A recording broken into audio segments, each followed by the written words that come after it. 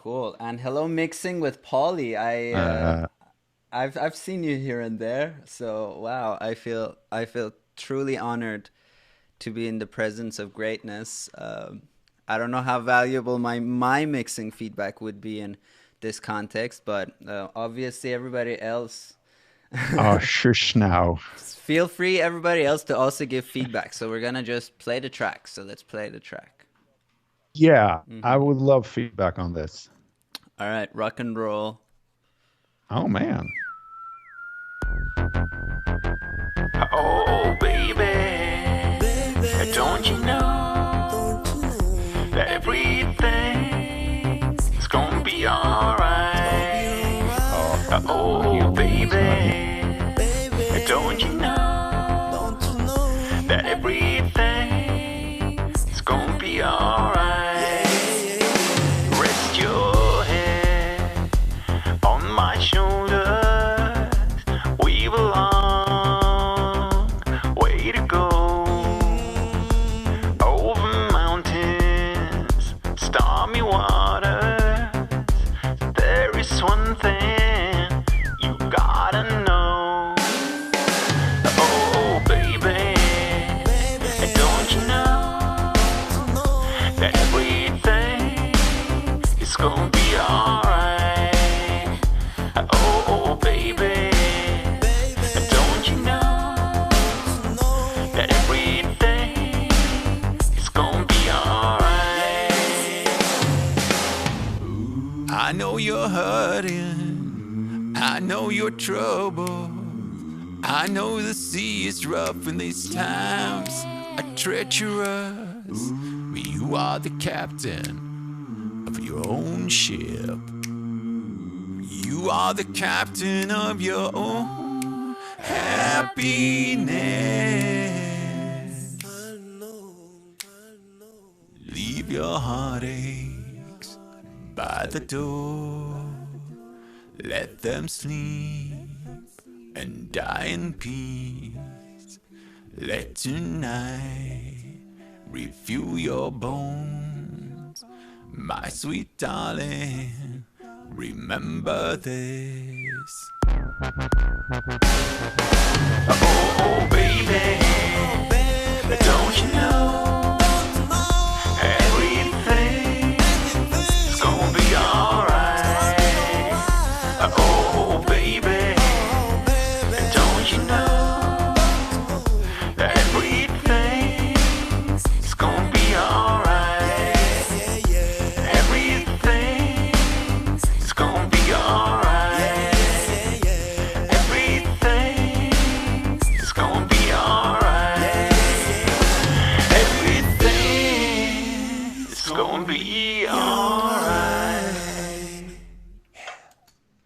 Whoa. Fantastic. I loved it. Whoa. This is Thank you.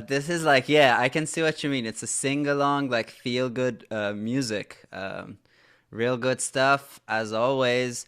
Really different Cool. from your other songs that were a little more like darker. You had that song "There's Something About You." That one wasn't too dark, but then there was another one. I'm blanking on the name. Oh, the slow ballad. I That's love right. you Yeah. ballad. The sort of Yeah, dark. so Yeah. this is Yeah. really good kind of fun contrast to those. Um, I got slightly Oh yeah. It's distracted around the kind of quiet part, so I mean, throughout the stream we'll listen to it one more time. Um, the kind sure. of first impressions I have is, yeah, first of all, I mean, really good mix. I think there are a few elements in the song and they're all well featured. Um, so you got the two backing vocals, you got the, snare drum hi-hat. The snare is like banging and powerful. Then you got the that little like synth going pew, and that one's kind of nice. And then you have that bass line going. Um, Something that jumped out at me was that your snare is, I mean, it's loud and powerful, but then when it's going with the vocals, it could be a little bit just kind of like masking some syllables and some frequencies of your vocals. So Sure. like the easiest way to, well, not easy, but one way of fixing that is if you use some kind of like a mix bus where all your instruments go, you can then like kind of use your vocal track to sidechain that so that things duck just Yeah. slightly. Like I'm talking like, under 2 Uh-huh. dB, just under 2 dB of reduction when vocals are going. Um, could Oh, sure. definitely take care of that. Uh, All the vocals or just a lead vocal or any specific That's a vocals? good question too. Yeah, for the backing vocals, okay, so this is something where I'm trying to choose my words carefully, lest the Reddit crowd Sure. will attack me. Like, I really like backing vocals being kind of like on both sides. I personally enjoy that. However, I know from one of my recent mixes where I did kind of this exact way of mixing, where I had my backing vocals kind of quite wide. A lot of people told me that it sounds weird. Um, I also thought your female backing vocals is a little bit dry. So your vocal is front and Okay. center and in focus, and the female vocal seems a little kind of like tucked away, um, which I guess is how it should be, Hmm. but it felt a little dry to me, and possibly just there's a compression. I don't know if there's definitely reverb on it, but maybe just not too much, at least to my ears. How did you do the backing vocals?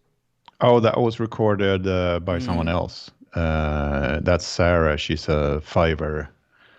Uh, it's a Fiverr thing, so it's a freelance thing. So she recorded it, and but I'm thinking like if I could pan it more, so because it's slightly panned right, if I could sort of pan it mm, more right to sort of separate it from the. mm. Well, I mean, what I was Uh, saying was the opposite, actually, like bringing it a little closer, possibly with then okay, sure, like a wider, and that's another thing that I recently learned from, who did I learn? I don't know. I watched too many tutorials to remember who said what, but they were like use sure, for backing vocals or elements where you want to give them kind of a little bit of life without having them kind of dominate the whole spectrum is to just use a mono reverb, and it's a great point because I think we definitely underutilized mono reverb. I really like what mixing with Polly is saying, like track spacer on the snare, sidechain to the vocal. yeah. um, yeah, that's really good. Good idea. Oh, and also Mark from Mextech Music is here. Yes, yes. How's it going, Mark? Good to kind of ish sort of see you. Um, yeah, we're We're all all here in here in spirit, spirit. exactly. So then I honestly need to hear this part one more time because I wasn't. So I'm just gonna play Sure, this go kind ahead. of little end here. Let's come back to it from a little further back. You know that everything is gonna be alright. I know you're hurting. I know you're troubled. I know the sea is rough in these times are treacherous. But you are the captain of your own ship. You are the captain of your own happiness.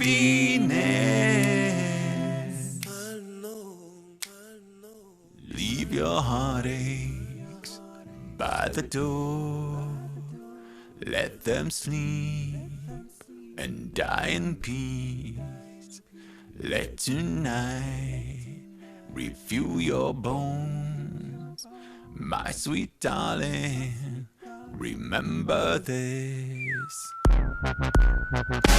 Okay, actually, speaking of spikes, I think I caught something, and yeah, I think it's right Sure. here. Let them sleep and die. Oh, I can't hear though. You So cannot?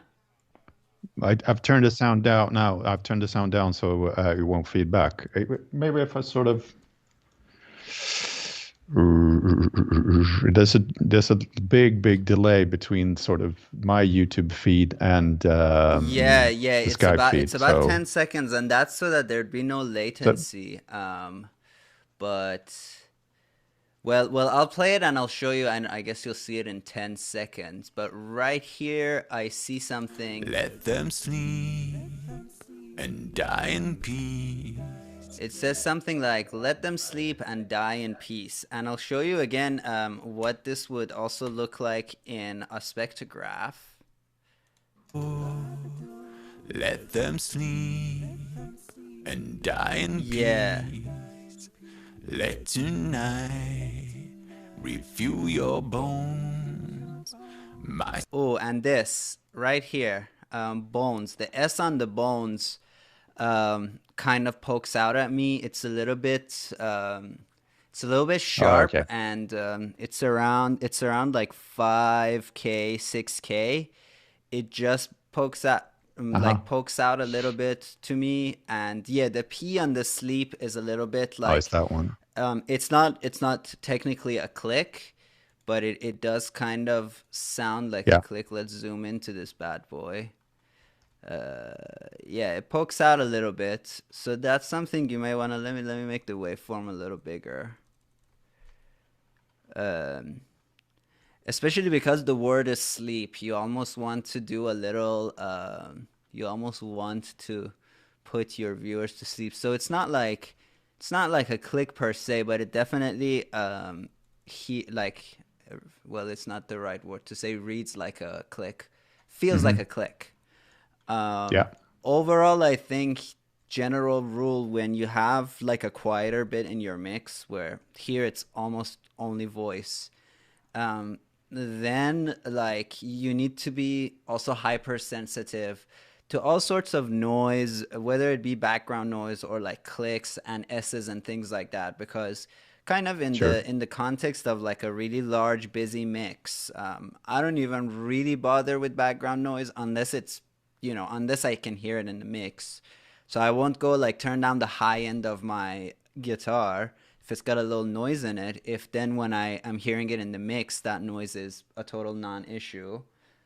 Hmm. Um, but yeah, when things are quiet, then you're almost like hypersensitive to all these kind of things from. Yeah. And I don't hear any background noise. Like the mix is good, but I hear those Oh, cool. S's. I hear those kind of poppy P's, and um, and this is something too where I feel like, okay, your mix in this bit of the song, so kind of like between the two chorusy bits, that bridge that you have, and the bridge itself feels like two sections.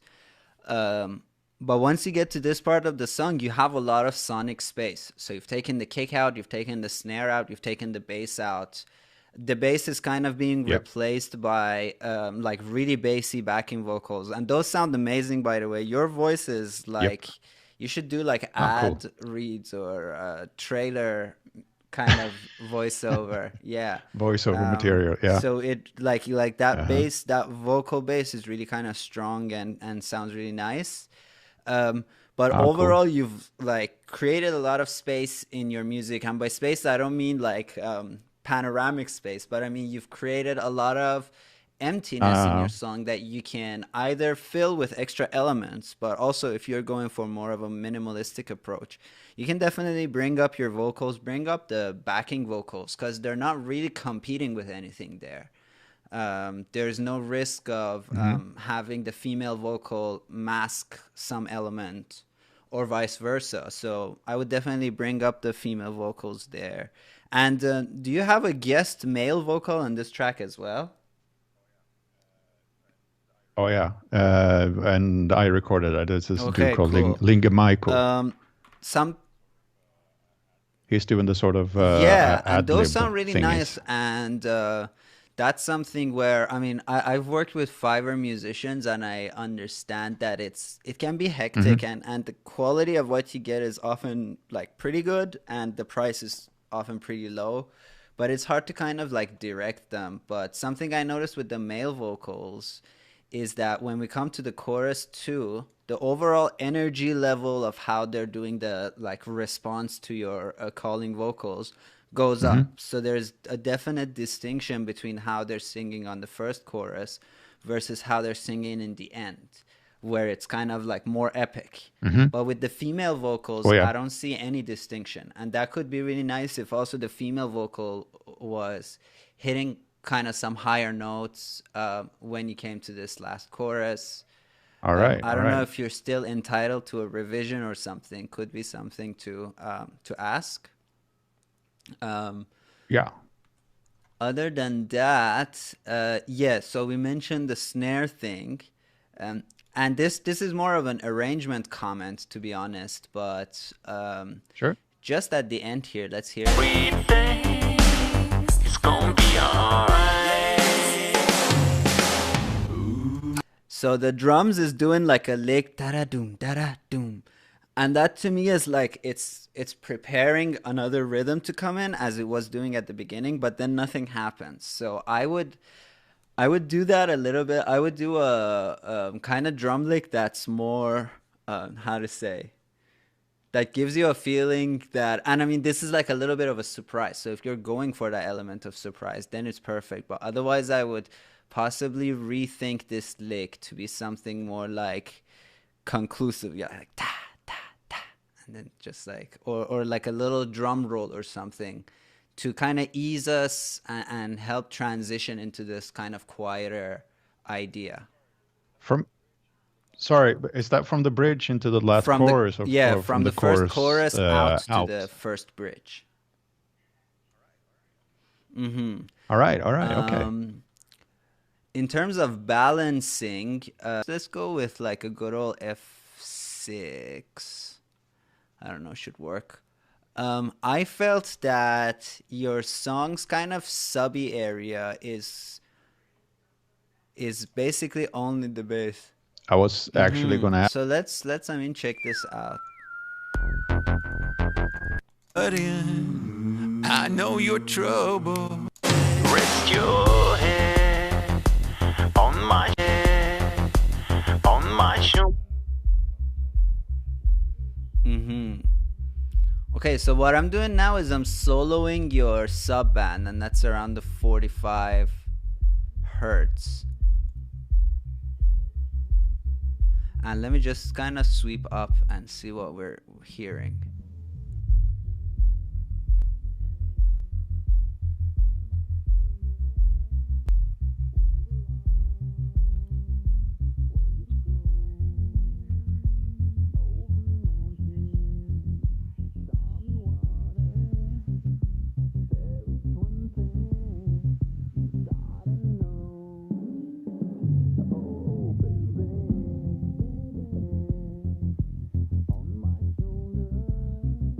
Yeah, so I mean, a few things that jump out at me.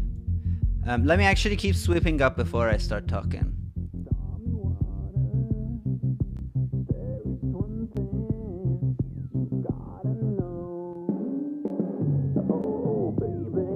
Okay, and something, sorry, a little sidetrack. I always felt like your mixes have a very kind of analog-like feel to them. And one thing that helps a lot, and I know like people go and Cool. spend like thousands of dollars on plugins to kind of emulate analog sounds. But then you listen to the mixes they Mm-hmm. do, and it's like, yeah, it's got some kind of warmth, but then it just has like an offensive amount of high end in it. And that is a quintessentially digital thing. Like analog consoles, for me, one of the like biggest characteristics of them is that they all had this like high end roll off, right, based on their circuitry. And once you mix the song, like, and you were cutting the song and you were sending the song through hardware and then back into another channel and re-recording it and then mastering it, and by the time you were done you had rolled off like a bunch of high end. And that is one of the like characteristics of any kind of like super analog sounding piece of music that I hear, especially the older stuff, is that like they have a roll off in the high end, and then people get all this. As Right, well. yeah, exactly. So roll off on both ends. Um, Whereas people use all kinds of like these expensive Hmm. plugins, and then but the overall frequency content and like the sonic profile of their mixes are still very quintessentially digital and full and bright, and the subs are pumping, and that's just like that's not the sound you get from analog. And I think you're doing really well with this, where your high end is not like super shiny, vapor wavy kind of thing. So that's really good as well. Um, yeah, so something I heard in your subs is like, yeah, there's a little bit of bass in your sub, and stuff like that. There's a little bit of kick kind of starting at around 80 hertz. Annoying sub frequencies that are sort of Not to me, conflicting, not to or me. It's not annoying. And okay, and that's good. something where there's no real standard to how you should do it, but it did not feel annoying to me. I actually kind of thought your sub area maybe a little weak, but I saw that it's okay. One thing I saw was that your snare actually, once you get to, because you have the kick going like on one, two, three, four, and then you have the snare on two and four. So something that will create a lot of clash is that area, like the lower end of the snare, where because the kick All is going right. and the snare is going, and the kick and snare both hit at the same time.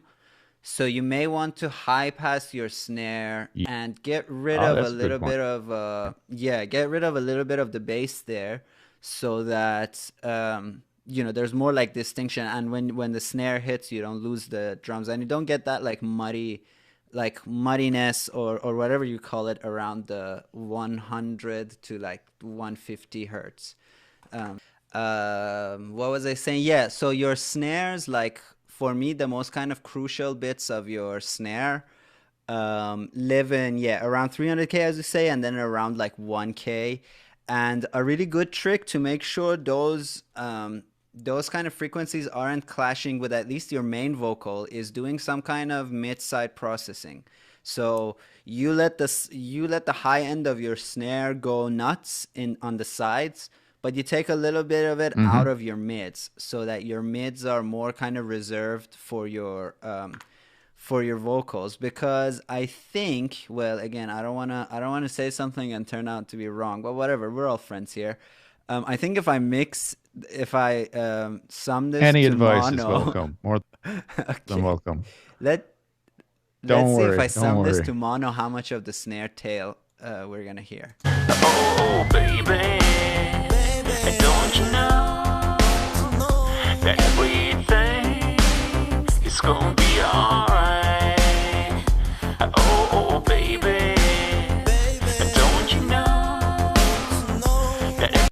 Yeah, like a lot of the tail and a lot of what makes the snare kind of like super grand lives in on the sides. Though the snare, like the kind of mid part is really powerful too. So again, you could definitely afford to bring it down a little bit. But yeah, like cut a little bit of the Uh-huh. high end out of the mid channel, and then like on the side you can let it go nuts, Uh-huh. with very little consequence, though with some consequence to your backing vocals, I guess. um yeah, other than that, like it's a really good mix. It's got the natural Cool. high end roll off that I really like. I like that, yeah, in the end. um yeah, again, here it's something where if you want to make it like really epic, it feels like the drummer just goes and then just pieces out. You could definitely add some elements there, kind of let everything kind of have a longer tail. And you can do that by automation by adding you can add some reverb, obviously, to make the decay be slower. And you can also just kind of like do some upward compression, maybe not throughout the song, but at least like here you can really make the crash like linger for a Uh-huh. moment there. And just make this part a little longer if you Sure. can, or something like that. So like a add a reverb tail on sort of on the last hit of the sort of Yeah, drum lick. Sorry, I'm reading what Paul is saying. Yeah, Sure. yeah, loving the claps. The claps are really good. You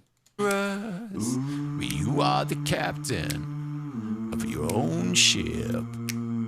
Ah, You vigorous are the bass captain of your. vocals, sort of a rhythmic Mm-hmm. pattern in the bass Oh, vocals. that's a nice idea. Is that is,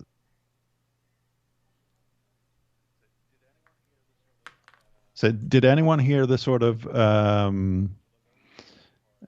for the low bass part, the sort of the second part of the bridge? There's a sort of call and response thing that I added. I sort of added that quite recently, but it's a sort of have a rhythm. Mm-hmm. Leave your heartaches by the door, by the door. Was Yeah, I Did definitely anyone notice noticed that. I'm that? Leave gonna your play it one more time. No. heartaches by the door. Let them sleep Because I added that to sort of and have die the in peace. a feel for sort of a Let one, tonight Mm-hmm. two. leave And that's your something heart. we can actually look at as well. So, sorry, I'm like bringing it back to mixing again, even though this is more of an No, arrangement no, situation. But yeah, you can do Leave both. your heartaches No worries. by the door. to me, the Let them sleep difference in level and die in between these peace. two bits is a lot. So the difference between the call and the response Yeah. is quite a lot given the context of this section, because there's like basically nothing else happening. So why not let the backing vocals in this bit be almost as loud as the main vocals? You know, they're not gonna Hmm. mask anything if you do that. So that could be something. And Yeah. I'm right now trying to decide. Leave your heartaches by the door. Let them sleep. What I'm trying to decide is also with this part. Again, it's a very kind of customary kind of pop production thing where they change the production value in the bridge. For a lot of bridges that I can think of, the bridge changes a little bit. So would be cool if this part had a more like live feel to it. Like felt if it felt like everybody is for this part in the same room, and they're kind of like playing off the energy of each other. Maybe even like a little more kind of leniency towards noise, or something, just making it really warm and yeah, I don't know if I'm making my point clear, but here I just hear like an acapella Ah. situation, like a live acapella Yeah. recording, almost. You know what I mean? Yeah. And that could be Sure. achieved by kind of like letting everybody kind of go through the same verb, like creating a room and putting everybody in that room. Ah, in the same Hmm. space, sort of space. Yeah. Ah, okay. I get Yeah, it. barber shopping them exactly. All right. All right. Yeah. Um, yeah, definitely. They're like they feel further back. They feel almost like you're doing a call and response with people in the trunk of your car. But you gotta let them come take a seat in the car. Uh, hmm Oh, yeah. That's a good point. Get a car reverb Yeah, even for a it. car reverb, it sounds really, would sound cool. Um, Hmm. yeah, those were my overall kind of notes, and damn, we've gone like 50 minutes. Um Oh, yeah, shit. exactly. I'm with Paulie Burning here. trash can. Yeah, like I want to imagine everybody in the same room, kind of feeding off the energy of each other, but just a bunch of friends singing along and stuff like that, right? You almost Yeah, exactly. Because that's the point of it. You're supposed to sing along to it. You're supposed to snap your fingers to it. You're supposed to sort of exactly. that's the song basically. So whatever I Mm-hmm. can do to achieve that. Yeah, some reverberation would help, and yeah, like bring up their levels, and like I hate the advice use your ears, because it doesn't actually is not an advice. Like obviously use your ears, but what I mean is like use a literally, like you can use a live recording as a reference track. like a live recording of an Hmm. like Boys to Men or something, or not even a live recording of Boys to Men. Just go get like a Boys to Men track and see how they're mixing, because they kind of have like they're all main singers, but at any point of the song, I'm assuming the producer is seeing one of them as the main singer and the rest as backup singers, and that may change, but like, yeah, use that as a reference and see how they are making those things really lively. Hmm. And they usually in every album, Boys to Men has like a couple of songs where it straight up sounds like a live recording single mic, or it's like an acapella like less music kind of track. So definitely worth it to check those Sure. out. One second, I'm gonna do one thing. That's the point you're making. Let's use your ears. So I've been using my ears for years now. They're weary. I can't Yeah. hear a thing anymore. Mm-hmm. I need feedback. So I mean, it's a good advice on some Yeah. No. level, but not To me, all use your levels. ears is there's a meme that really kind of sums it up. It's like that person drowning and they give it a high five, and use your ears a little bit like that. Like, it's a Hmm. non-advice, but when it comes to kind of designing your overall space in the music, I think like, yeah, get a reference track, get something that sounds good and has like a good mix of like an acapella recording, and then just try to kind of like emulate it with some reverb, with some glue compression as well. So kind of putting everything in a bus. You're trying to put everybody in the room. So in the digital realm, also put them in a room. Put them all through the same bus, EQ them the same way, compress Yeah, them together, give them the same reverb, and all of that kind of works in the digital realm as well. Um, I'm thinking what kind of if I used a glue compressor on, I might have used a glue compressor on the two hmm bus for that one. But should I open the You session and could, yeah. check? What do I like for glue off the top of my head? Let's go to. Let's see. Yeah, I put there's a few things I put on everything, and one of them like a bunch of tape stuff. So Kramer, for some reason, I only see Kramer tape mono up here. I don't know what's going on there. Um, what else I put on everything? Yeah, I mean an SSL stereo. Those are quite lovely. I don't know if you have wave stuff. Uh, Okay, I yeah, I have mean the some wave SSL stuff. is a really good glue compressor.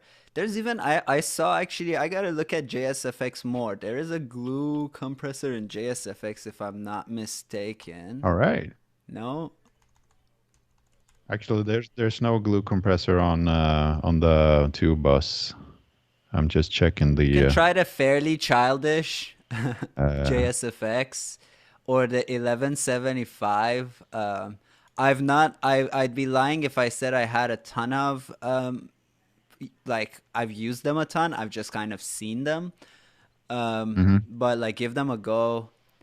Um, yeah, I definitely want to spend a little more time on kind of going through JSFX plugins and seeing which ones are pretty good. Major tom compressor. That Mhm. sounds fun. Uh, Stillwell. I never figured that one out. Sorry, Stillwell. I love the some of the Stillwell things, but the oh, Major Tom just sort of okay. whooshes past me. Need detector input, automatic makeup. One second, my phone is. Sure.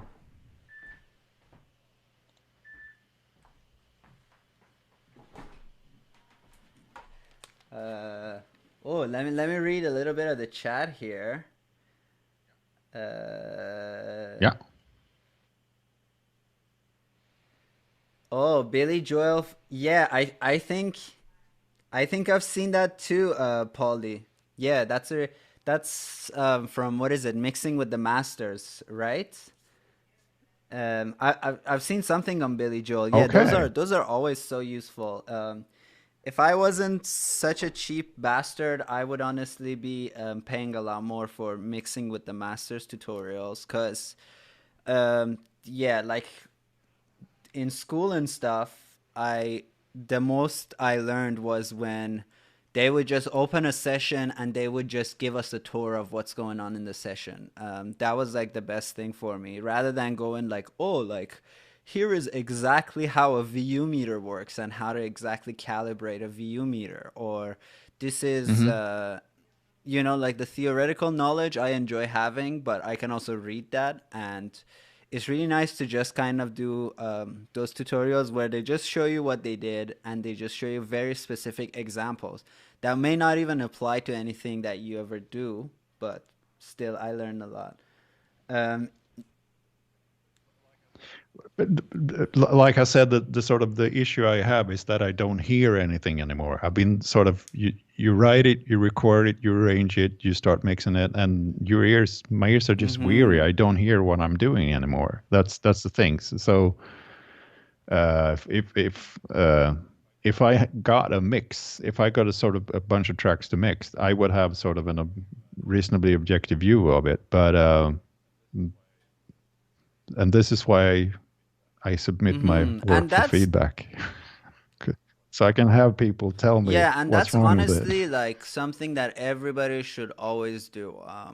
On my recent album, I did it during COVID and stuff, and I didn't get, I got cocky and I didn't get too much feedback. I got some feedback from some people, but I didn't get a Uh-huh. feel of it, from a lot of people. And Sure. yeah, you always end up missing things. You always end up thinking, just yeah, like people always point you in the right direction. So getting feedback is really good. I would Generally, say yeah, you yeah. how long per day do you spend on mixing? Because that's another factor. You should never work really more than like 3 to 4 hours on a mix, because after that you're just wasting your own time, you know. No, I actually make a point out of not mixing too long. I usually do it like in Mm-hmm. 20-minute sessions. So I do when I've sort of and I when I listen to it, listen to it in Mm-hmm. a different place. If I listen to a mix, usually I walk in on you sort of specifically at the point of recording, you get attached to the recording and you hear the things and you think about the things that happened during the recording and you hear the sort of you hear stuff that no one else is hearing and you focus on that and you focus on the wrong things Mm-hmm. mostly. Um, so yeah, again, it's you just I just lose subjectivity Oh, over the absolutely. And stuff. honestly, like this is something too So where we're all doing our own things, and back in the day somebody would make the music and another person would I'm trying to find the native instruments solid bus comp because somebody mentioned that. Yeah, this I've not personally used it, but looks like kind of an emulation of any number of bus compressor, like analog bus compressors. Looks like a cool. very simple interface. It's got a dry wet knob. It's got that Yeah. makeup gain. Yeah, this is definitely a really solid one. Um, Hmm. yeah, like if you have some wave stuff, the SSL is good. The CLA 76 could work. Um, also, I had the Lursen has a sort of mastering suite. I think it's by mm-hmm, Waves. I like the sort of processing, but there's a lot of mm-hmm, aliasing in it. So there's some weird sort of digital artifacts whenever I use it. mm-hmm, I don't know if maybe I need like a higher sample rate hmm, for that for it not to happen. But that usually sounds good. mm-hmm, But um, it really glues stuff together and keeps things in place. But there's some weird aliasing going huh. on with it. Uh, I don't know if anyone else uses the lures and mastering something. I can just type it out, can I? yeah, what's in it? Is it by Waves or is it by somebody else? I'm not sure. I got it like years ago. And not to toot my own horn too much, but I actually use my own compressor a lot on the two bus. That's right. And that's a perfect actually segue into going and talking a little bit about your you made a few scripts there, and Uh, uh, I've gotten it. Not scripts, Eric. Sorry, not scripts. Oh, They're not scripts. Technically, they're not scripts. yeah, yeah, Sorry. yeah. No, you're right. Plugins.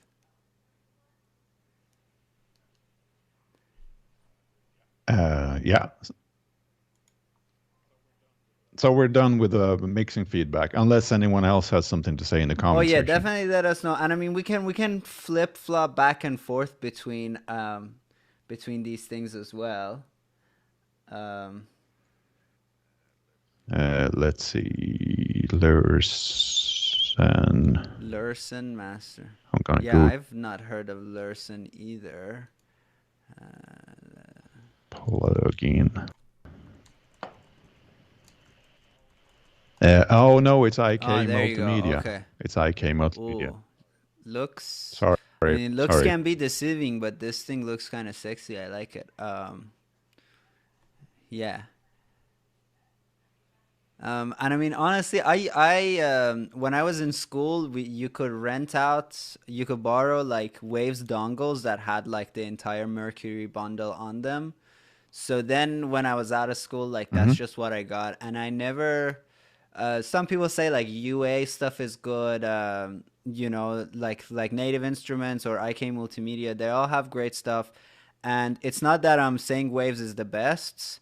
It's just what I got, and I'm not in a place where I want to buy anything else. I try to buy nothing if at all possible. Sure. I think I've bought like close to zero plugins in the past 2 years, cause you got to keep your overhead costs down so that whatever money you make you can spend on drugs and alcohol. You forgot about hookers. Yeah, yeah. Plus, there's also the fact that the free stuff that is coming out now is getting better and Yeah. better and better. And the free versions of I've gotten so many free versions of sort of the light versions of bigger plugins, and they're great. Yeah, exactly. Like there's a lot of great free things. And I mean, if you there are some things you got to buy, but once you buy them, like really use the Sure. hell out of them. And I try to not get into the like plug-in envy, because sometimes I go to like a studio and I'm And, like, "Oh my God, I got so many plugins and so many of them are so cool. I would love to have them." Like I would love to have the plug-in version of that Roland Echo, for example. But I'm like, yeah, I don't have the money right now. So I try to like, no, and then I found like the dynamic delay by Isotope, and it has a eerily similar, or H comp by Waves.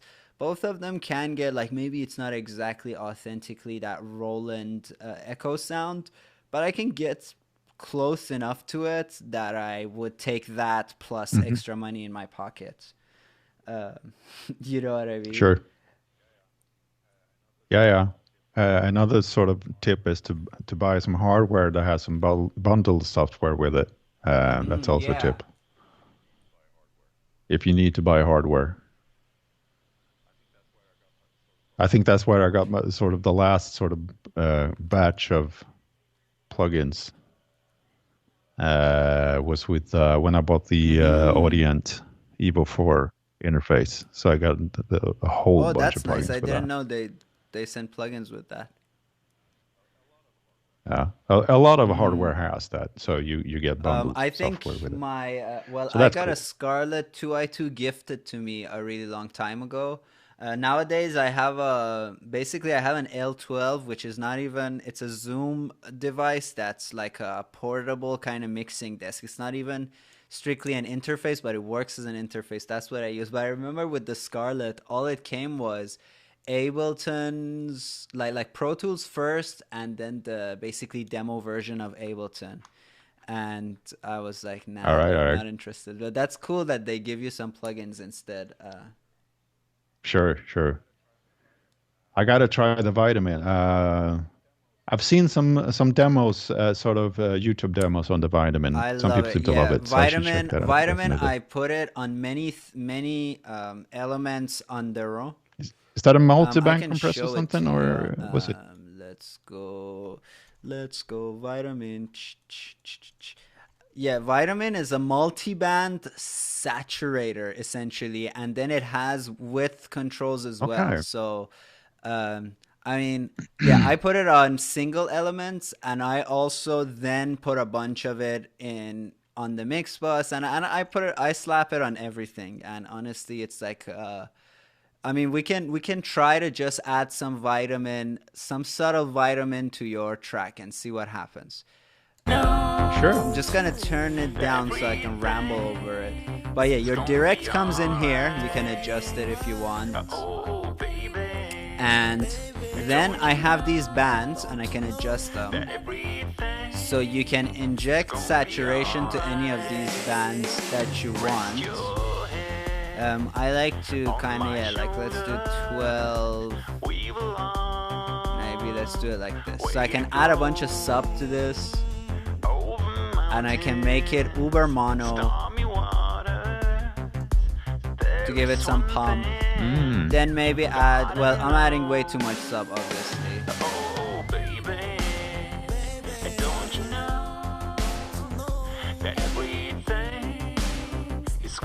And then for the second band from 100 to 500, again, we can go a little center focused. And then let's add some high end. I know you're hurting. Let's just go back to this part. And then I can give it like, then I can make these bands a little wider.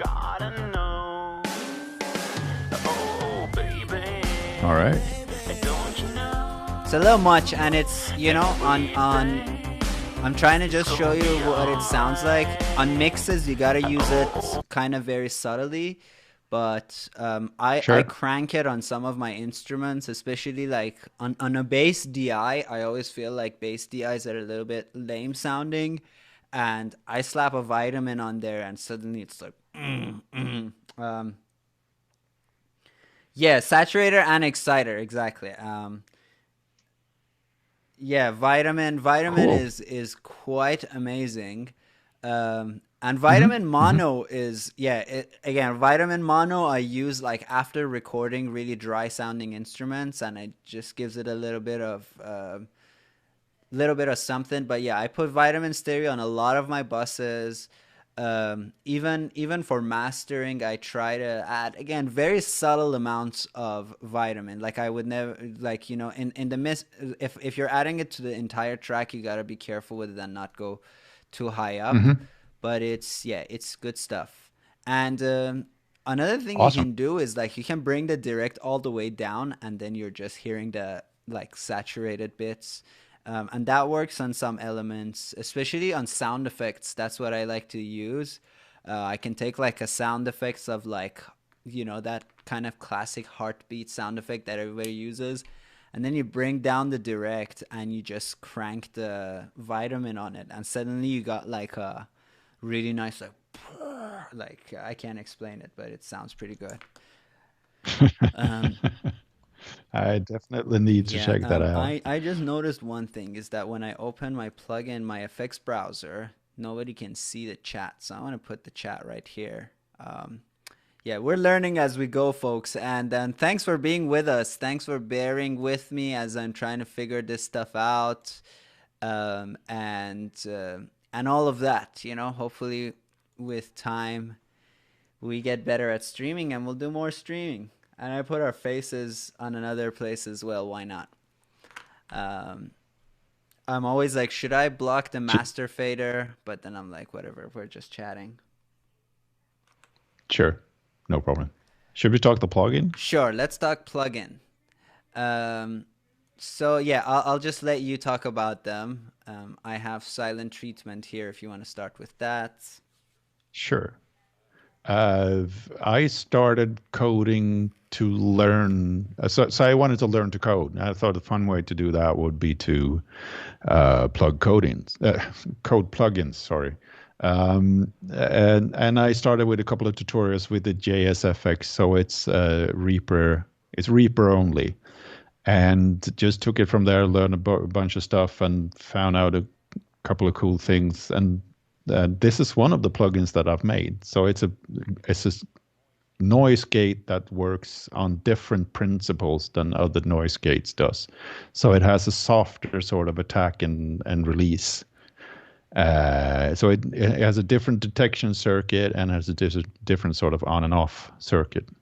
And you've tried it, Aurea, so you could sort of could you sort of explain the difference? What kind of difference would you know? Did you notice? Yeah, so yeah, like as you said, I just felt like a lot of times with gates, it takes a lot of dialing in for it to not sound like a gate, for it to not sound like like a gate was shot really quickly and then now it's Yeah. back and it's very audible. And so for example with Hmm. live drums back in the day when I was using Pro Tools, I never liked using the Pro Tools gate because it just felt like it was creating more problems than it was solving. And it got to a point where I was even like, who cares if there's a little bit of bleed in my kick, you know?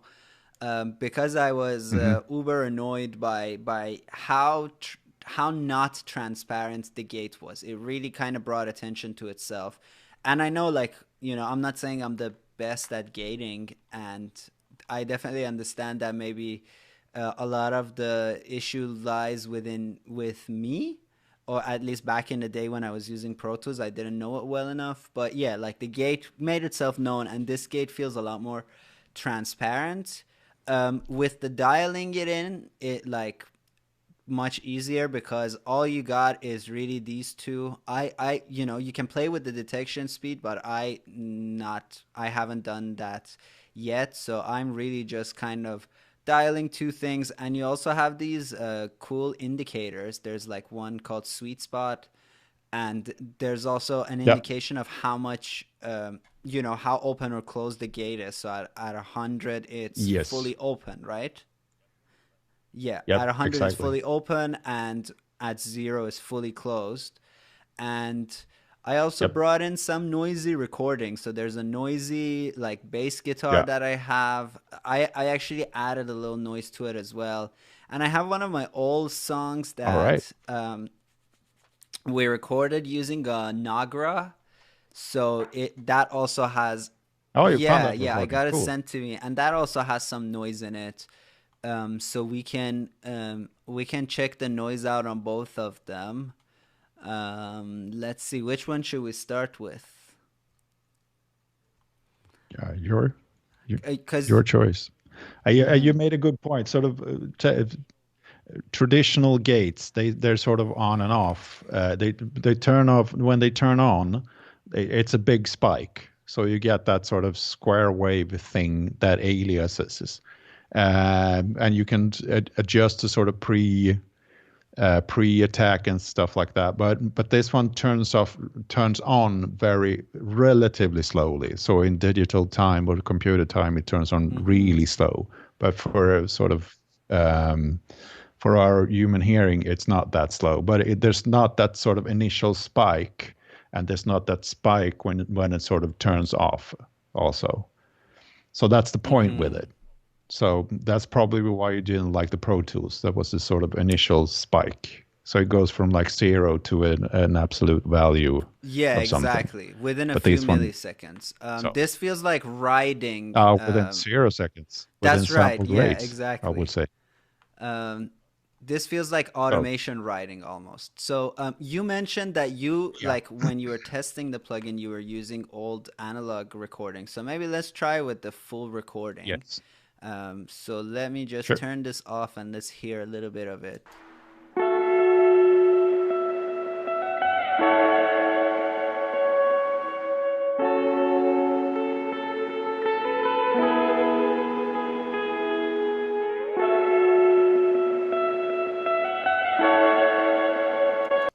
So yeah, there's a decent amount of noise in there.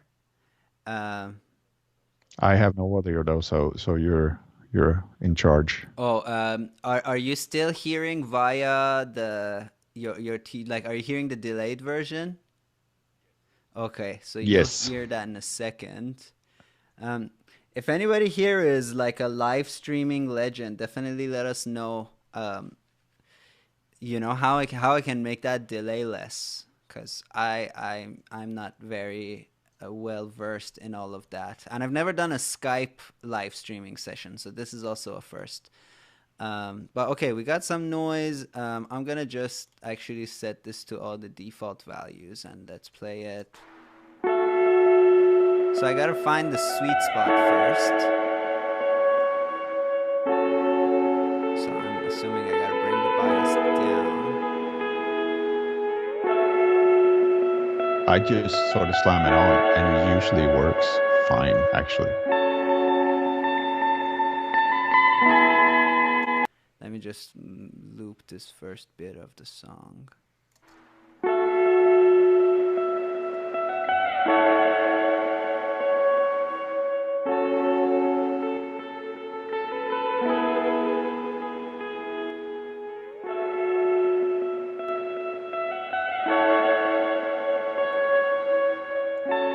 Not sure if I set the bias well enough. It looks Okay. should be fine.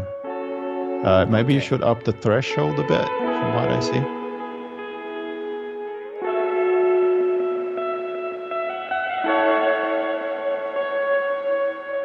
So up, I think you like turning it down, actually.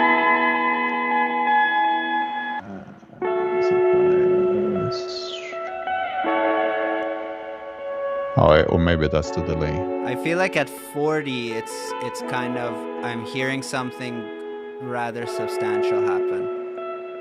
Let me play with the bias a little more too. Since I can't hear the audio, so this is Yeah. a full song, right? All right, sure.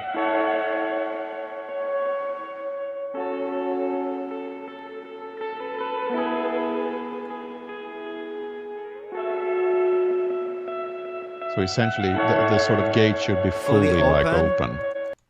It should not. Yeah, you should have all blue for the song, because it's not supposed to sort of gate the song. Oh, I see what you mean. Then let's maybe use this other recording, cause I thought it's, and I was gonna ask, I thought it somehow also has a way of denoising something as it's going. Do you know what I mean?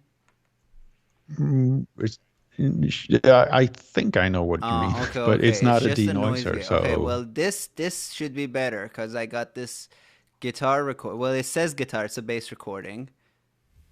It's got a bunch of noise in it. Let's hear it dry.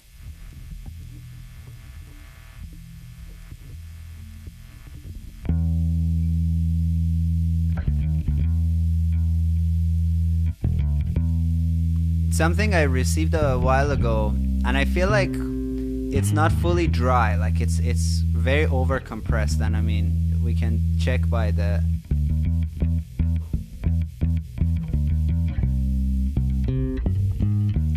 So let's check it with this bad boy. It's got like, yeah, it's got these bits where it's more staccato, where the noise pokes out, and then it's got that beginning that's very noisy as well. All right.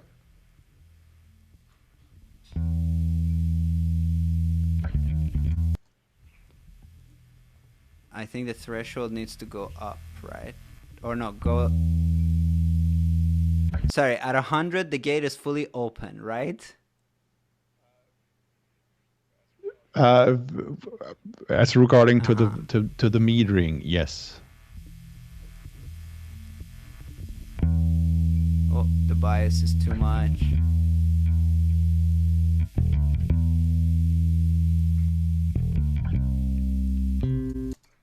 So yeah, now at the beginning it's not letting much of the gate through,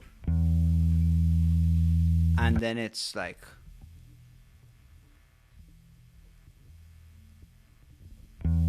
So if you reset it to there's a weird delay Uh-huh. that's happening now. But if you had a sort of default setting for it, and then Okay, now it's default.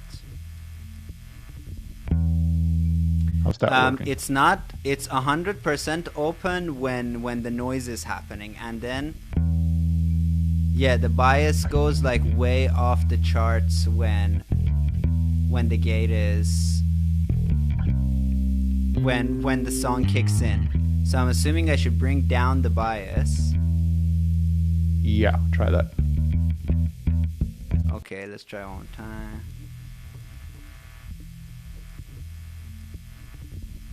Yeah, still the gate just it's at 100% throughout. Okay, so turn things down a bit and then try it again. It's so weird that that's the delay, so I'm not sort of Yeah. 100% sure of what you're doing. Actually, I gotta figure this part out because yeah, I think it's a 10-second-ish delay. Yeah, so the gate now seems to be working. Like it's near 100 when the audio is going, and yeah, it's like close to being close, but it's definitely reduced that early noise a lot, so we can A/B it. Yeah, Cool. by a good 10 dB, it's already reduced it, and I mean, I can even bring it down further, but like 10 dB is fantastic. Sure. And then the detection speed, if I bring it up, that's faster, right? Yep. Oh yeah, this is because maybe I can use this staccato part to dial in that speed, because yeah, even in like a staccato passage between the bass hits, it's like bringing it down considerably. Let's bring up the speed a bunch. Maybe that's too much.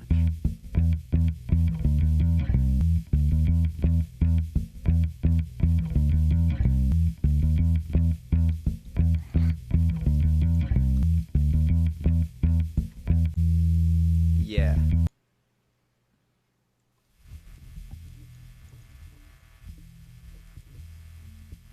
Maybe bring down the speed a little more. That's very cool.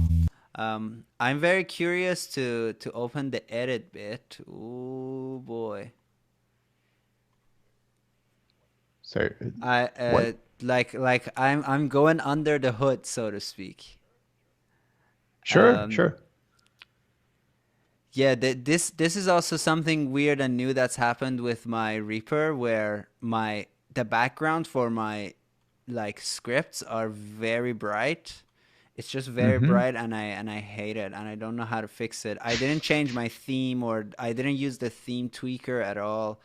Um, and I tried to tweak the theme to like change it, but then I lose the theme customizer if I do that. So that part I did not enjoy that. But what do you think? Could you walk us through a little bit of what's happening with? Uh, oh God, it's ages since I checked this code actually.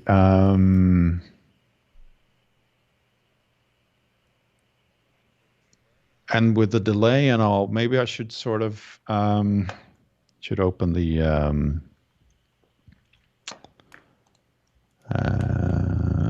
and open my own version of it. Application support Reaper. So you got the 4 sliders up here. Yep. And so for example, I can even the cool thing with JSFX plugins is you can come here and like adjust these values yourself. Sure. So with EQs and things like that, you can have an EQ boost up like 100 dB if you wanted to, um, and stuff like that. It's really cool. Yeah. So I've got the code open. So what? Anything specific that you sort of? I'm trying to just go through it as much as I know how things work. So like you pointed out, the first bit are the Mm-hmm. sliders, and then there's the in pin, the pin Mm-hmm. configuration, because you can sidechain this as well. So you can use a different source to close and open the Mm-hmm. gate if you want to. And then there's the RMS, because the detection is an RMS circuit, and it's tempo dependent as well. Mm-hmm. Um, I see that here. so Cool. yeah, and gain stage. So there's bias conversions for the gain stage. Half node values, gate function from cook to SP to adjust initial function. So at first it finds an RMS value from the tempo plus the bias. No, sorry, the speed Uh-huh. speed setting. Oh, my cats want Oh. attention. And there's a bunch of instance coefficient function formula. So the actual processing goes. Do you see the at sample line? Can you Add see that? sample. Let me find it. By the way, for people in the chat asking where to get the plugin, I'm gonna quickly put the link in the chat. Sorry, I went off on a tangent there. No, don't worry. Yes, you can download the chat from here. Whoop. Here you go. All right, back here. And what was I looking for? Sorry.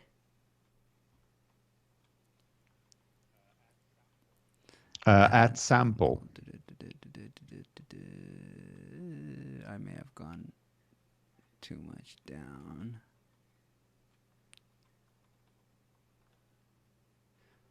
R slider. Restore bias to original level. That's too far. What is the like chapter header for where the add sample is? Is that on bias DB conversion?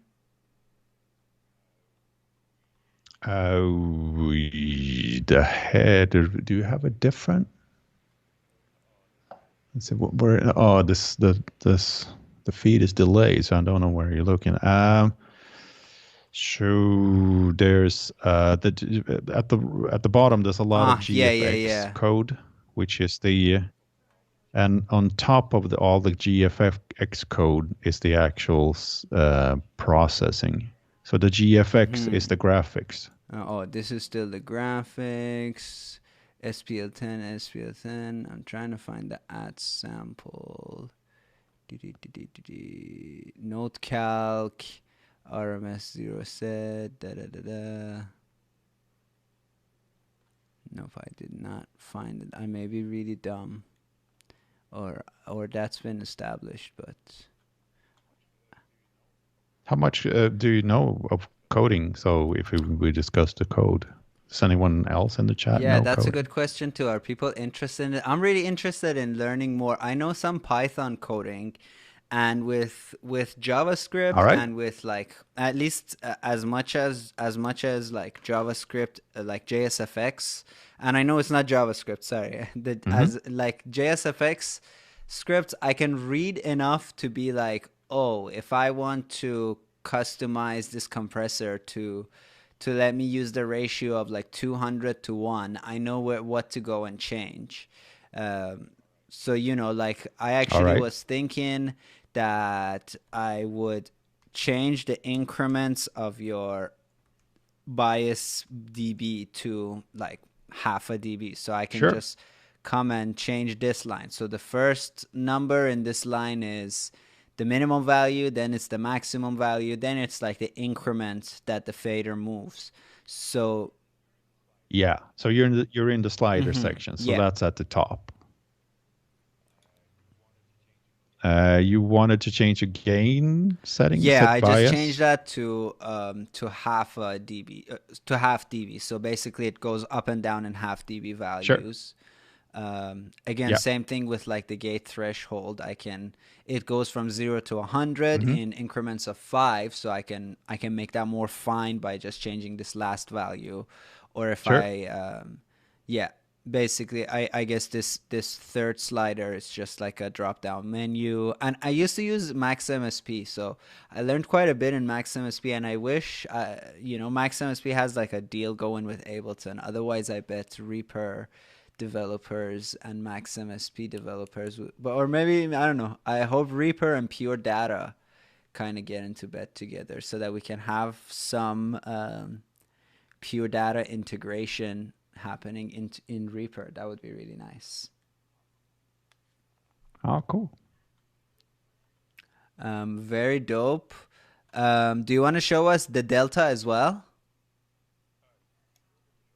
That's right. You're going to show us the delta, but So the other plugin that Bo has made is called Delta, and Delta is super cool. You said it's similar to a plugin. What was the name of the plugin you were? so delta, this thing called the delta function, I can sort of explain the idea behind it. So you listen to what you do is if there's a sort of signal process as in a compressor, what you do with the delta function is you eliminate the original signal going into the plugin and only listen to the processed part. So that's the idea behind it. And the Kotelnikov, the one that comes to mind, I think there's a bunch of plugins that has a delta function, but the one that comes to mind now is the Kotelnikov compressor by oh God, what's their name? TDS, Tokyo Dawn the Labs. Yeah. Tokyo Dawn Labs. Yeah, they have a delta function, but it's a two-part plugin. So you set it up so you can listen to what the compressor is doing, or what the gate is doing, or what a distortion plugin is doing, provided that it's not too much latency, because this doesn't compensate for latency. And the coding for this is super, super basic, but it's quite useful. You Yeah. tried it the other day. I have it set up right here. So basically, there are two JS effects that you got to put on your track. So you put an encoder before the effect you want to analyze. Then you put your effect in, and then you put the decoder after. And then the only thing you got to do is that you got to go up here. Let me just get it back. So if you have just created this frequent like effects chain, you will see these pin connectors like this. So you just click twice on the plus sign, and now it's set up the way it's supposed to be set up. So basically everything before the encoder is what it listens to. And then everything between the encoder and decoder is what it compares to. So I can also have a bunch of effects like up here, but the encoder just listens to anything up to that part of the signal chain. And on the encoder, you don't need to do anything. You just place it there. On the decoder, there are some controls. So right now I have a kick track, and I have this FX chain on there. So let's just listen to a little bit of the kick first. Or sorry, it's a snare. Let's listen to a little bit of the snare. Just gonna turn it up a little bit in case folks aren't hearing it.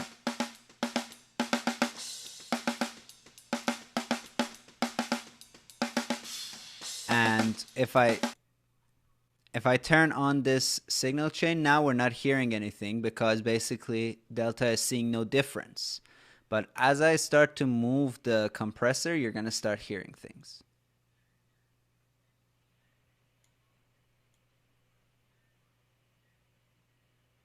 Let me bring down the threshold.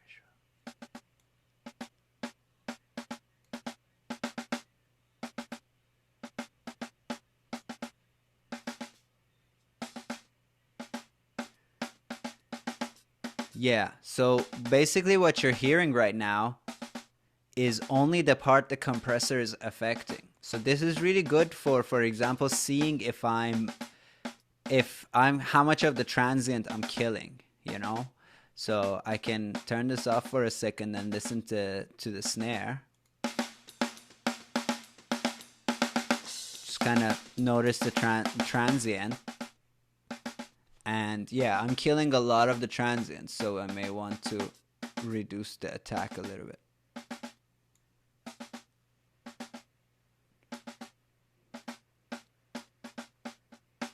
And maybe the release too.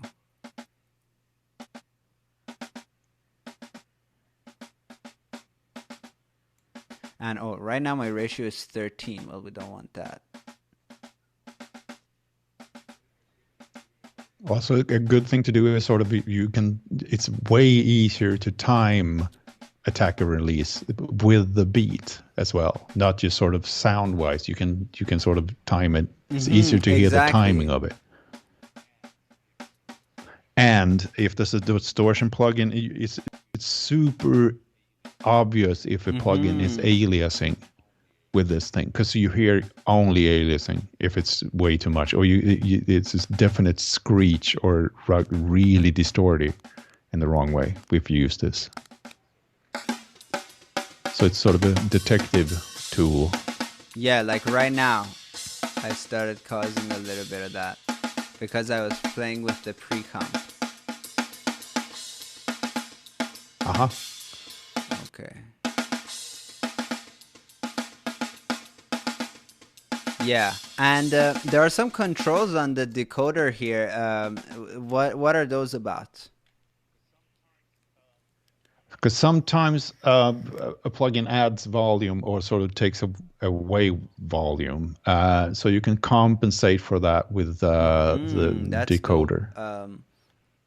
So I mean, let's try something other than a compressor too. Maybe let's try.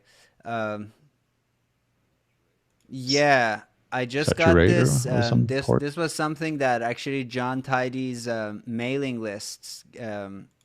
Well, if you're in John Tidy's email list, every once in a while he emails you with a list of like free plugins or various things like that. So he said that there's this thing called the Szechuan Saturator, and I just got it because I thought it's free, and it is actually pretty cool. So we can kind of see what this does. Let's check it out. I just hope it can get pretty intensely loud. So if what's happening? So if I have this turned off, we're not hearing anything. Is there a oversampling option on that? That's another sort of fun thing to test, an oversampling, because you hear the sort of oversampling artifacts immediately. Not on this one that I can see, but what's a good plugin that has a... Well, let's check out this one, and then we can find a plugin that has oversampling too. Yeah, sure. So right now, let's give it some modulation. Oh, and I'm gonna turn it on. Whoa, way too loud. Sorry, everybody. So it's like a modulating saturator, and that's pretty dope. And we're just hearing the amount of saturation. Let me bring the mod down.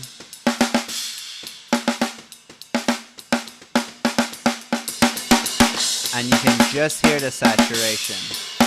You hear none of the overall. You don't hear any of the dry. And right now the mix is at 100, so I mean you're only hearing that. But that's very useful, because if I turn these off, this is the overall sound.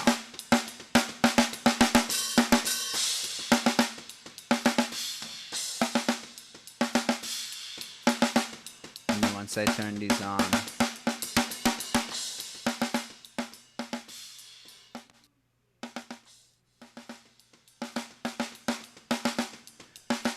yeah, and you can just see what the saturator is doing. We can even maybe try vitamin with this at one point.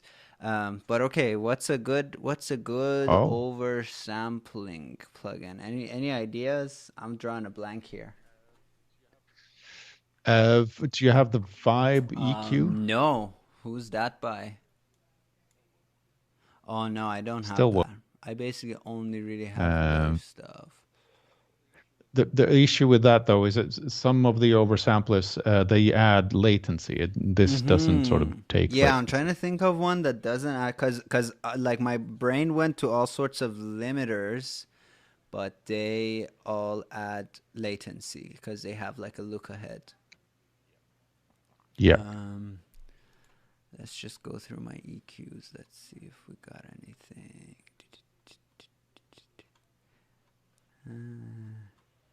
This is actually a cool thing to test. I've always wondered about this. So I'm just going to replace, and I got this EQ for free. It's by Sonable. Again, something I use a lot in film music.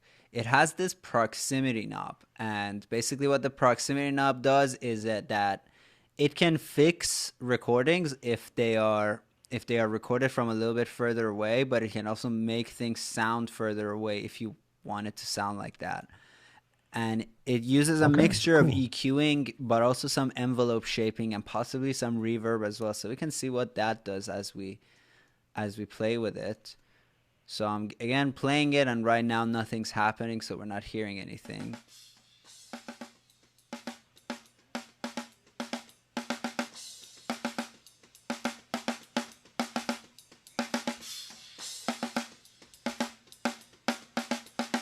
Yeah.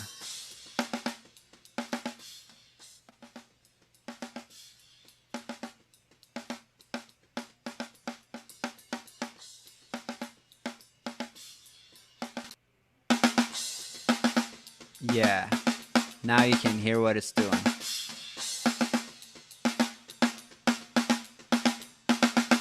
Bring up the string.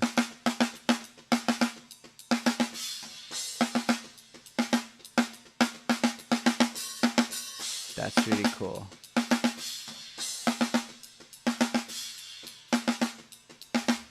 We can also try, like, what would happen if sometimes some of these EQ plugins, when you solo a band, my theory is that they don't actually solo that band so well. They just kind of roll off all the other bands.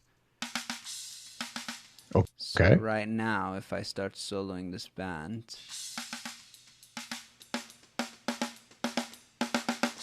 this one, by the grace of God, it works.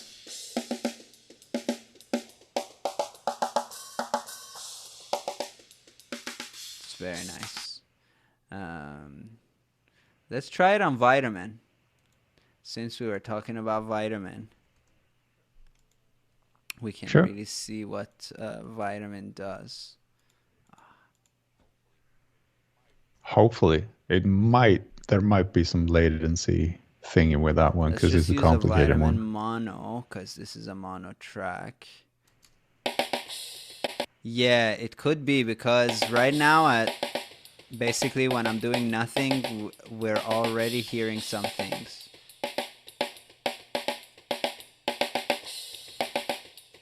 So if this is not there. Okay. I think Alt P where you can see the latency. Yeah, the performance window. Yeah, let me just put it on the side here. And that is the Delta track. And why don't I have that in my performance window? I used to have that. Oh, the PDC. No, it says 0. Oh, Yeah. cool. Oh, well, let me So it should turn it work. on. Does it still say 0? So the question becomes, does Vitamin as a plugin do something when all these bands are off? Yeah. I'd like us to sort of look like for things like it, or check if this is like a weird frequency. Yeah. So there you go. Vitamin does something right out of the box. Is there a to turn it on? No. Oh, cool. I'm trying to see, maybe, okay, what if I play with the input enough, would I be able to get it to? No.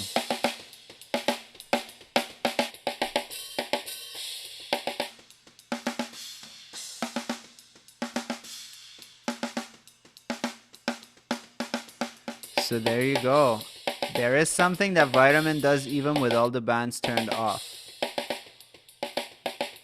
That is quite interesting to say the least. And if we will, let's start playing with it a little more. Mm. It does give you a really warm sound. Yeah. So if it is doing Cool. something sneaky, by all means, because if it works, it works.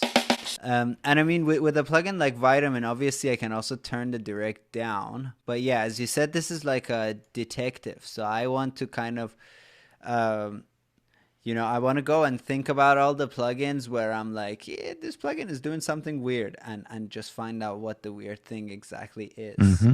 Mm-hmm.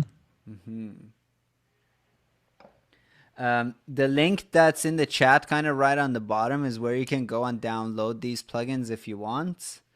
That could be, and give Bo any feedback if you found, because I know whenever you make any kind of plugin or any kind of script or anything, once you let a bunch of people use it, suddenly they Absolutely. will notice bugs. So give him bug Absolutely. reports, and Like you things like wanted that. sort of finer slider details, whereas I sort of, well, that was fine enough for me. But that's an excellent point you're making. Is you wanted Mm-hmm. to change the slider values, but so Yeah. sorry I interrupted you. Sorry, go on. No, that's it. Yeah, download his plugins, and they're free, and give him feedback or give him bug reports if you noticed anything strange or if you had ideas. Another thing, Bo, you wanted to know, and I'm telling this for people watching if they know, because when you put these plugins on a channel, it doesn't automatically do this. Yeah. So he was wondering if there's a way of having this automatically done where you just kind of add 6 channels. Oh yeah, that Mm-hmm. part. Yeah, that part of the code that sort of does that for you, and sort of most preferably if I could sort of code a wrapper where you put the plugin on the Delta plugin on, and then you drop the actual plugin that you want to test on in the wrapper, or Mm-hmm. sort of, if you get the point, my point. Yeah. So if anybody knows how to help with that, definitely let us know. Um, and Did you check the other plugins that was on my let's site? check them out. I did not. Let's see what you got here. You got silent treatment, note length to milliseconds. Oh, that's cool. Because I think mixing with Polly, I think was that you that I talked with on about that one. It was up on the forum. Because I use that a lot. I'm sort of really anal when it comes to timing. So the note lengths to useful. Mm-hmm. Um, I don't know about you, Aria, but do you use sort of? It's not just for sort of delay.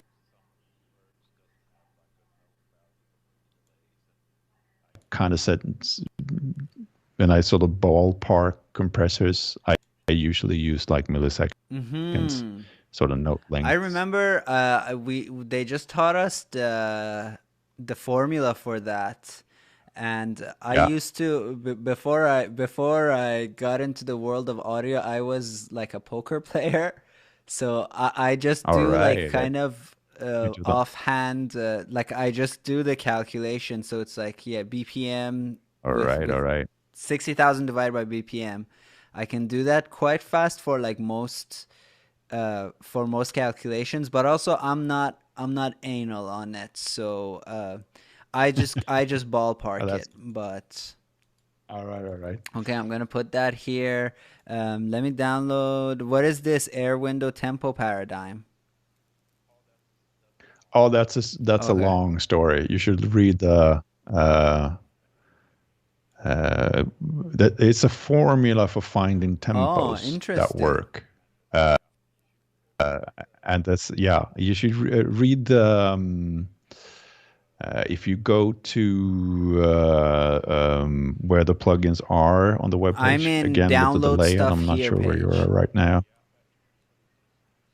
Yeah, if you sort of just Ah, music okay, and okay. software on the left column, Music and software. and there should be a post about the tempo Air Windows thingy. Tempo Paradigm.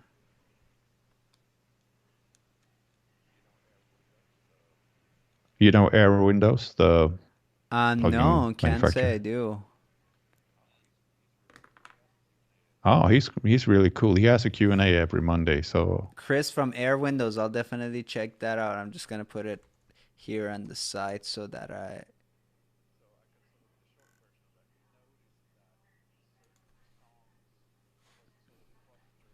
both with songs, and that certain tempos felt a certain way, and it was in a cyclical fashion, so that a sort of groove, a certain type of groove reoccurred in different tempos, etc.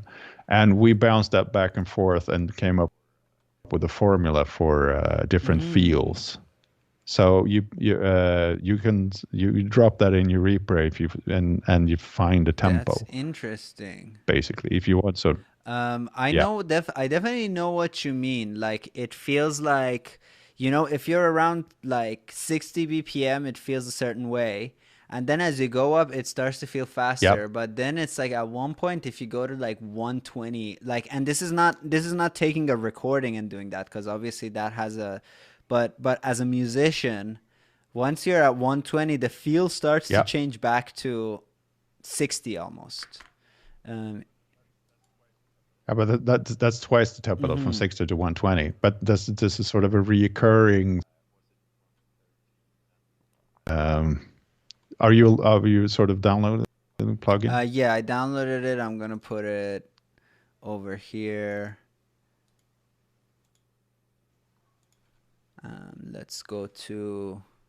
Let's go back to Reaper, and I'm gonna go scan for new plugins. Okay.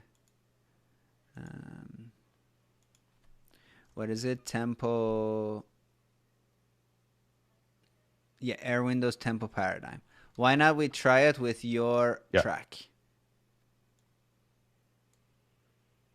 Okay. sure. So yeah, how does it work? Do I have to play the track or this is So, already? no, the thing is, it's just a suggestion for tempos. It's a sort of affect anything in Reaper. That's the thing Oh, with it. So so I have the note length and the tempo paradigm on all of my projects. But this is quite recent. So that song, "Everything's Gonna Be All Right," it's too old for this one. So I haven't sort of double okay. checked it with this. But you have different feels that you can choose from, and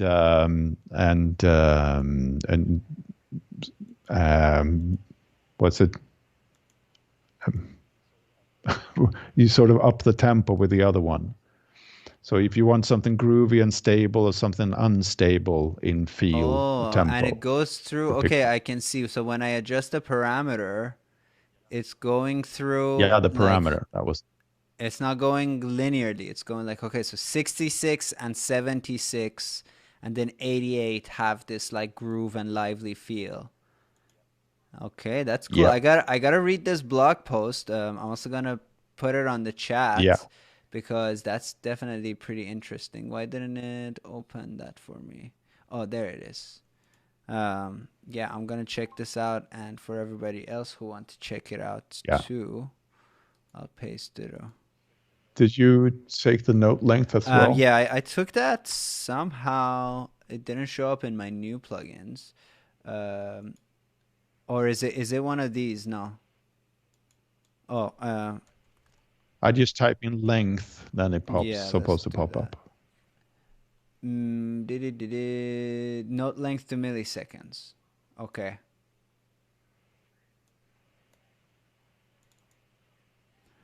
And yeah.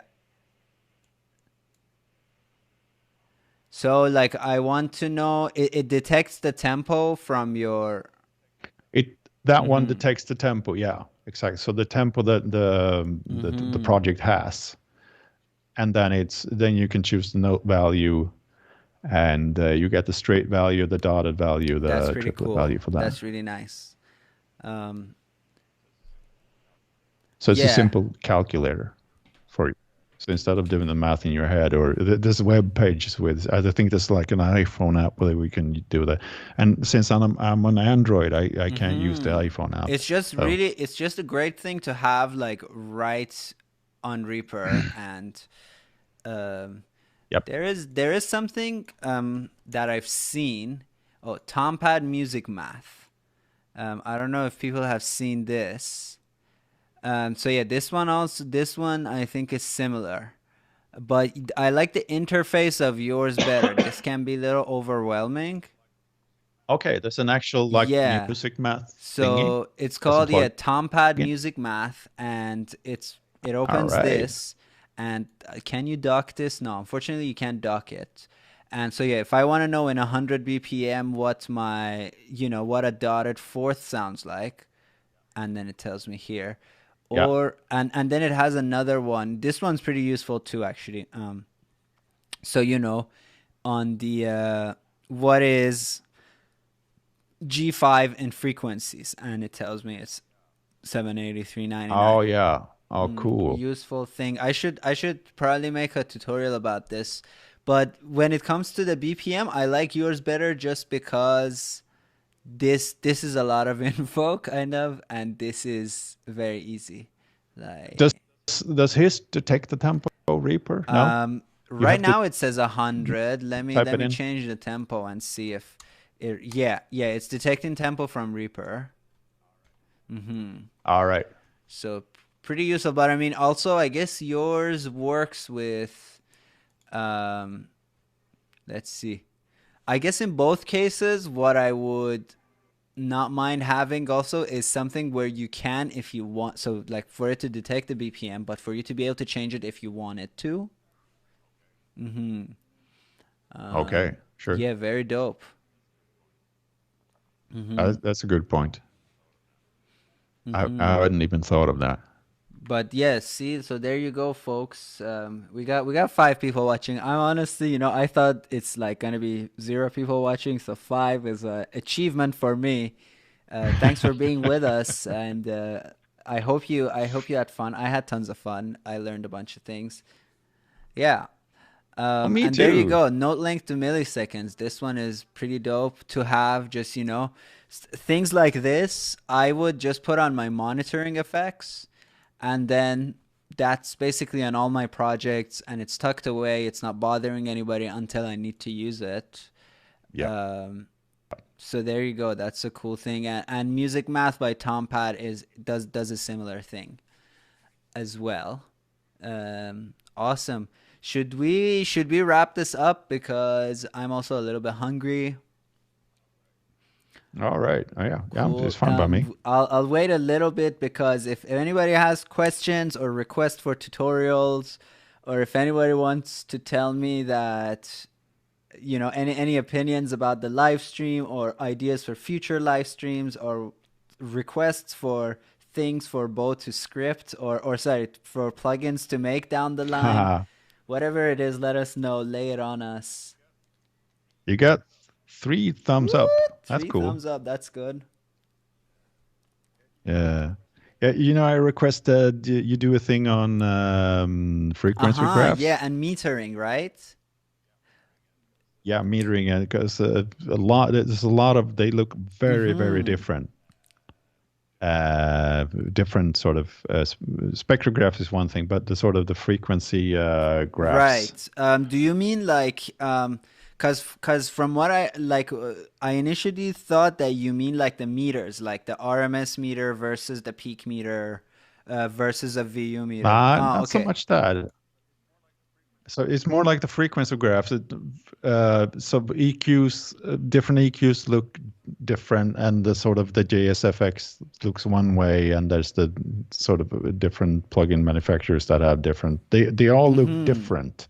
And they all act differently as well. Uh, yeah, exactly. They act Yeah. differently. Um, That is one of the reasons I have a few of these frequency analyzing plugins on my monitoring effects. So we can actually put this theory to the test. Again, I'm gonna bring your mix down for a second so I can yap over it. But if we, if I'm analyzing your song with this is what it would look like. And then this flat EQ I have right now, this is one of my favorite ways that it shows. It has its own way, and the person who makes the EOSys plugins, I highly recommend this. It's a mastering plugin technically, but it never causes any issues, so it's my go-to plugin. And well, like it explains in the manual how essentially um, he designed the frequency graph to be useful information. okay. So for it to be to All right. All focus right. on or to show it in a way that when a human looks at it, they can actually get something out of it rather than like the JS frequency Yeah. spectrum is a great analyzer. It's the perfect analyzer, except that for my human brain, this doesn't really work. That said, you Hmm. can change some things on them. I will do a tutorial on like what these four things are, um, as well as what the FFT sizes are, and that's like uber nerdy stuff. And I love yeah, it. I I guess love I it. guess you are one of the people who likes that, and me too. Like I enjoy it. But that said, like I gotta go and revisit my notes from the uni days just to make sure I don't miss things or misremember things. But yeah, cool. I'll do a tutorial Yeah, on sure. that. Sure. Yeah. Because I like anything that sort of takes away the chore of using Mhm. my ears. Because like I said, my ears are too weary. If I can use metering or graphs or anything to sort of look for peaks or look for oddities, anything that Yeah, helps. yeah, I totally agree. And actually, that is the subject of one of like my future videos as well. How to mix sometimes with your eyes. Um, Oh yeah. yeah. Oh, I would love that. Mix with your eyes. Ah, greatest title ever.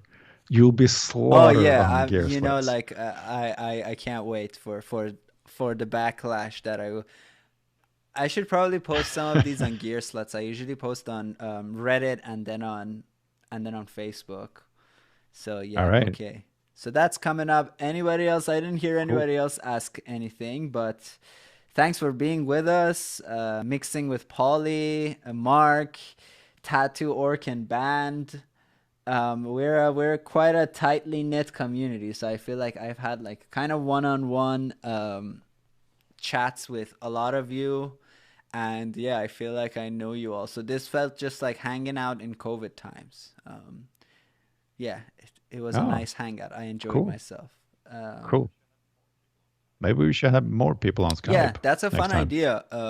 Other than me needing to figure out this latency issue so that people who are on Skype can actually react in Hmm. real time as well. I would love to have every single person who tunes into the live stream for their face to also be somewhere. Hmm. Yeah. Any last words, Awesome. Bo? No, except thanks. It's been really helpful. I'm gonna sort of revisit this, listen to the audio as you're talking through it, and the great mix point from both you and the feed, so the chat. Cool. So Awesome. thanks, Thank you, basically. Feed, for your Thanks so much. input. And yeah, I'll see you all very soon with more tutorials and hopefully more live streams down the line as well. Take care. Signing off. Shiplaps.